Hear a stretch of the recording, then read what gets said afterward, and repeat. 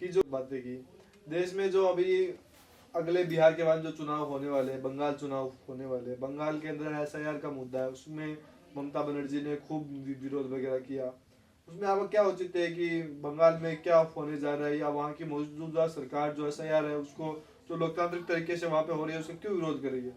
बंगाल में जो एसआईआर करने के लिए वहाँ के कर्मचारी राज्य सरकार ने नहीं दिए, केंद्र को यहाँ से दूसरे राज्यों से अधिकारी वहाँ भेजने पड़े। क्या लग रहा है आपको कि बंगाल दूसरा कश्मीर बनने जा रहा है? देखिए, बंगाल चुनाव में लेफ्ट के बाद ममता बनर्जी एक बड़े मार्जिन से जीत के आई, और ममता बनर्जी निश्चित ही 3 पंचवर्षीय का चुनाव जीत चुकी हैं। 2 का तीसरा इस बार होगा, अगर वो जीतती है तो हैट्रिक उनकी लगती है। ठीक है, तो बंगाल में सबसे बड़ा मुद्दा आज है बांग्लादेशी घुसपैठिए।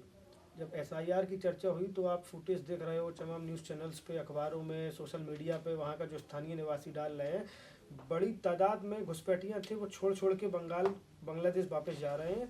जो सीआरपीएफ ने और बीएसएफ ने जो डिटेंशन सेंटर बनाए थे उनमें उनको रखा जा रहा है, उनसे पूछा जा रहा है कि आप कहाँ से घुसे थे, किसने आपकी मदद की थी आधार बनवाने में, तमाम डॉक्यूमेंट जो लगते थे भारत जब रहते थे यहाँ, जो सरकारी सुविधाएं लेते थे। तो बड़ी मात्रा में, जब बड़ी तादाद में घुसपैठिया बंगाल जैसे प्रदेश में, तो वहाँ एसआईआर होना लाजमी है, क्योंकि वहाँ का जो स्थानीय निवासी है उसका संसाधन, उसका जो भी अधिकार है हमारे संविधान देता है हमको, सब वो डाका उस पर डाल रहे थे। तो एसआईआर बंगाल जैसे प्रदेश में होना बहुत ज़रूरी है। और बंगाल से सटे जो इलाके हैं जो बांग्लादेश के बॉर्डर से लगते हैं, वहाँ तो एसआईआर इस समय लेट हो रहा है बहुत, इसको होना चाहिए था 10 से 15 साल पहले। जी जी, मेरा अगला सवाल आपसे कि हाँ, देश के अंदर सर उनका आने का क्या वो है?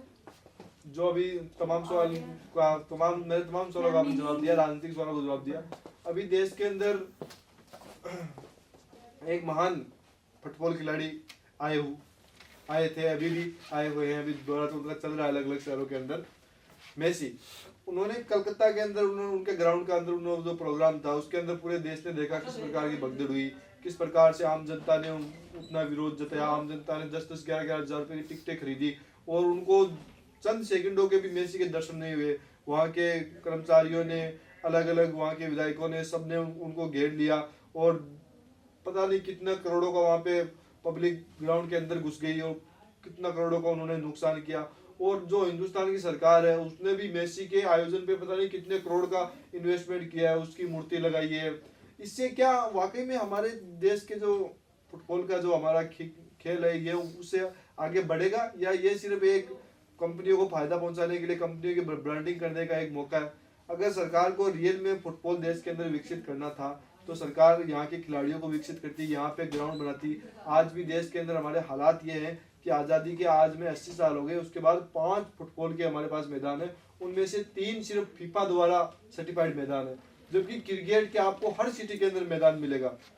सुनील छेत्री जैसे प्लेयर है वो आज गुमनामी में है और दूसरे देश के जो फुटबॉलर है वो हमारे यहाँ पे आते हैं, उनको देखने के लिए जनता उमड़ पड़ती है, सरकार बड़े बड़े आयोजन करती है। क्या कहना है? देखिए, आपने बोला कि सुनील छेत्री जैसे महान खिलाड़ी आज गुमनामी में है, तो मेसी का आना भारत में ये प्रतीक के तौर पर देखा जा रहा था कि भारतीय युवाओं में फुटबॉल के प्रति जुनून आएगा, क्रेज पैदा होगा, क्योंकि मेसी आया है। और मेसी का ये दौरा था, ये मुख्यतः 3 प्रदेशों में हुआ है, बम्बई में और हैदराबाद में और कलकत्ता में। तो कोलकाता को अगर छोड़ दिया जाए तो अन्य 2 जगह उनकी जो कार्यक्रम थे वो सुनियोजित तरीके से, बिल्कुल बेहतर तरीके से हुआ और जैसा होना चाहिए था। शासन प्रशासन ने जिसकी कामना की थी वैसे ही हुआ। प्रशंसकों ने, दर्शकों ने उनसे देखा, उनके साथ समय दिया, वहाँ के स्थानीय नेताओं ने मिले, राहुल गांधी भी उनके साथ घूमते नजर आए। लेकिन बात जब बंगाल की आई तो बंगाल में बेशक ये हमारे जो मैनेजमेंट थी वहाँ का, उनका फेलियर है, क्योंकि 12,000 15,000 रुपये में जब टिकट लेके कोई आ रहा था, आपने कहा 40 मिनट यहाँ रुकेगा और वो 10 मिनट बाद वहाँ से चल दिया। अब जो जनता थी जो 12,000 रुपये में सिर्फ ये देखा कि कोई घुसा है अंदर और निकल गया वो, तो वो अच्छा मोबाइल पे देख लेता, वो 12-15,000 रुपये क्यों खर्च करता? तो जो प्रतिक्रिया आई है वो नहीं आनी चाहिए थी जनता की, लेकिन ये आक्रोश में निकली है। अब इस पर टिप्पणी करना ये या वहाँ केंद्रीय कर्मचारी, केंद्रीय बल थी, पुलिस के कितने जवान थे कि उनको कंट्रोल करती, लेकिन जब बड़ी मात्रा में दर्शक होते हैं तो वहाँ हमारा बीच में प्रशासन भी नहीं पड़ता है। हमारा सवाल आपसे ये था कि सरकार को क्या ये आयोजन करना जरूरी था?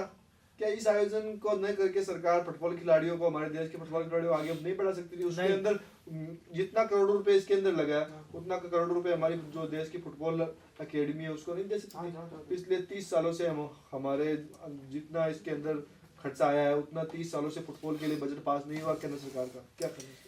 देखिए, अगर सरकार ने इस आयोजन को किया था तो जो दर्शक आए थे उन्हें टिकट्स खरीदे, ऑनलाइन बुकिंग की है, तो सरकार को उसका राजस्व हुआ है। ऐसा कहना गलत है कि सरकार का सिर्फ खर्चा हुआ है। मैसी के आने से सरकार की जो एडवर्टाइजमेंट कंपनियां आई थी उन्होंने सरकार को रेवेन्यू दिया। वहाँ पर जो स्टेडियम में एडवर्टाइजमेंट पोस्टर जिन्होंने लगाए अपने, क्योंकि दर्शक आ रहे थे, उनने गवर्नमेंट को टैक्स दिया होगा।